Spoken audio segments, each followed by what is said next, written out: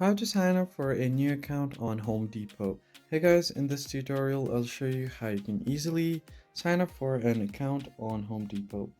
The first thing you're going to have to do is go to your web browser, or if you already have the app, you can just open up the app and then go to homedepot.com. Once you are here, just go ahead and uh, go to the official website. Once you land on this page, you can find the login button at the bottom right corner of your screen. Just tap on it. Then you'll have an option to sign in or create an account. So if you're new, just tap on create an account. Then you'll be asked certain things like your email. So all you have to do is enter your email address here. So let me just quickly enter it. Then tap on continue.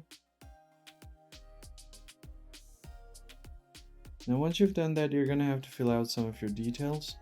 So let's just do it's for myself. Now you're going to have to enter your phone number to track your orders. So just go ahead and enter your phone number here.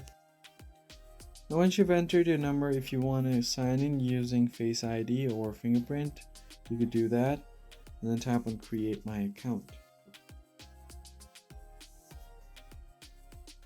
And as you guys can see here, the account has successfully been created. So that's pretty much it, guys. Now you can just continue on and